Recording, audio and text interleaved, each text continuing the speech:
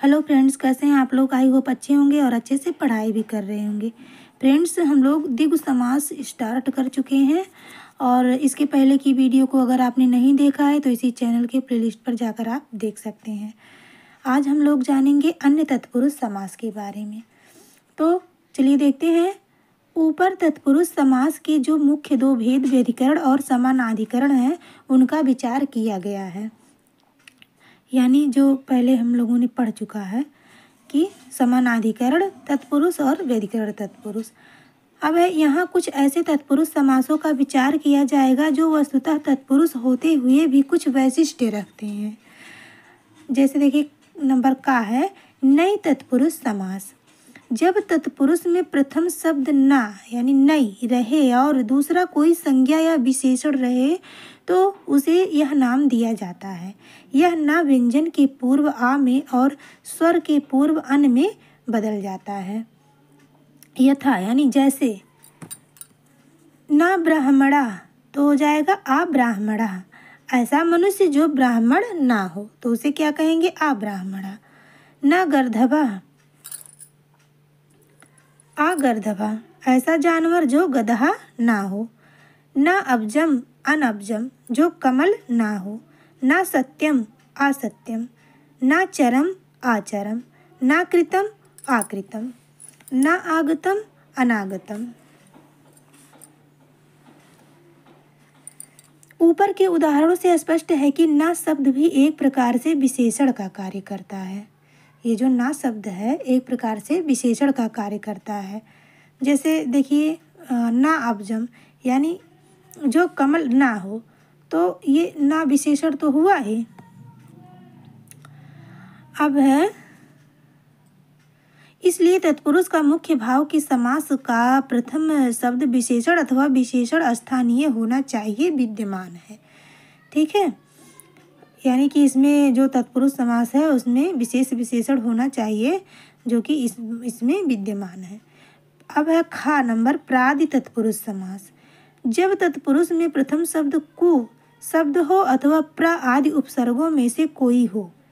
प्रथम शब्द कु रहे या प्रा इनमें से कोई उपसर्ग अगर हो अथवा गति संज्ञक कोई पद हो तब उसे प्रादि तत्पुरुष कहते हैं। इन प्र आदि उपसर्गों से विशेष्य विशेषण का अर्थ निकलता है। इसीलिए यह एक प्रकार से कर्मधारय समास है। उदाहरणार्थ देखिए कुत्सितः पुरुषः तो हो जाएगा कुपुरुषः। यानी ये जो विशेष विशेषण का अर्थ यानी विशेषण कु जो है विशेषण का काम कर रहा है तो कैसा पुरुष, तो कुत्सित पुरुष। प्रगतः यहाँ जो प्रा है ये भी विशेषण का कार्य कर रहा है। प्रगतः यानी बहुत विद्वान। प्रगतः आचार्य तो विद्वान आचार्य यानी प्राचार्य। ठीक है, अब इसका सूत्र भी देख लीजिए। ये जो पहले हम लोगों ने नए तत्पुरुष समास पढ़ा उसका सूत्र हो जाएगा नए और न लोपो नया तस्मानुडचि। अब है जो प्रादि तत्पुरुष तो इसका हो जाएगा कुगति प्रादय। अब है आगे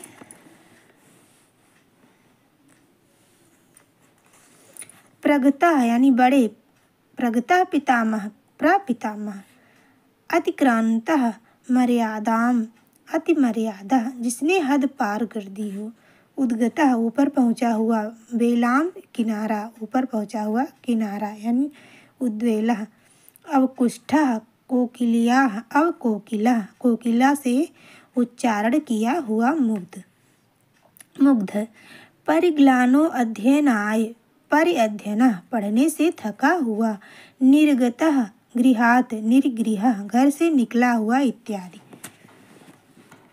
अब गति तत्पुरुष समास ये क्या होता है, कुछ कृत प्रत्ययों में अंत होने वाले शब्दों के साथ कुछ विशेष शब्दों जैसे देखिए उरी आदि का समास होता है तब उस समास को गति तत्पुरुष कहते हैं।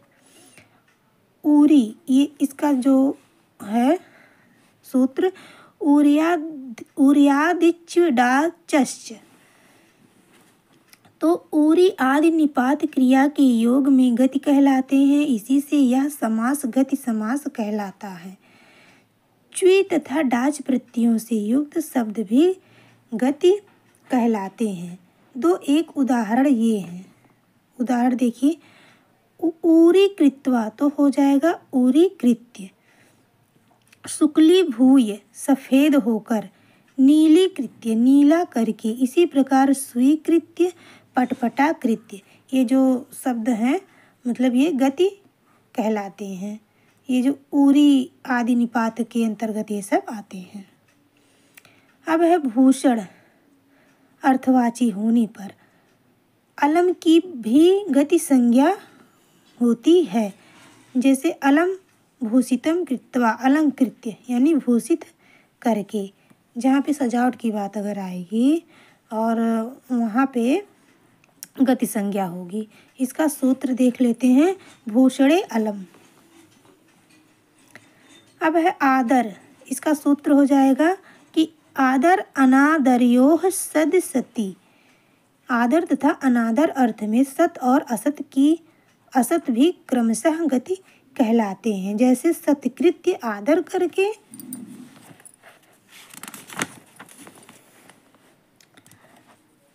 अब है अपरिग्रह से भिन्न अर्थात मध्य अर्थ में अंतर भी गति कहलाता है। जैसे अंतर्हस्य मध्ये हत्वा इत्यर्थः। अब साक्षात इत्यादि भी क्री धातु के साथ विकल्प से गति कहलाते हैं। गति संज्ञक होने पर साक्षात कृत्य बनेगा, अन्यथा साक्षात कृत्वा। गति संज्ञक अगर रहेगा तो साक्षात कृत्य बनेगा, नहीं तो साक्षात कृत्वा बनेगा। पुरः नित्य गति कहलाता है। समास होने पर पुरस्कृत्य बनेगा। अष्टम शब्द मांत अव्यय है और गति संज्ञक होता है। समास होने पर अस्तंगत्य रूप होगा। तिरह शब्द अंतर्धान के अर्थ में नित्य गति संज्ञक होता है। ये जो है तिरह शब्द अंतर्धान के अर्थ में अगर आएगा तो वो नित्य गति संज्ञक होगा। ये तिरोभूय बनेगा। ठीक है, तिरोभूय। अब तिरह क्री के साथ विकल्प से गति होता है। अगर वही वर्ड किरह क्री के साथ आएगा तो विकल्प से गति होगा। तिरस्कृत्य भी बनेगा और तिरह कृत्य या तिरह कृत्वा, तीन शब्द बनेंगे। अब है उपपद तत्पुरुष समास। तो फ्रेंड्स इसको हम लोग अगले वीडियो में देखेंगे।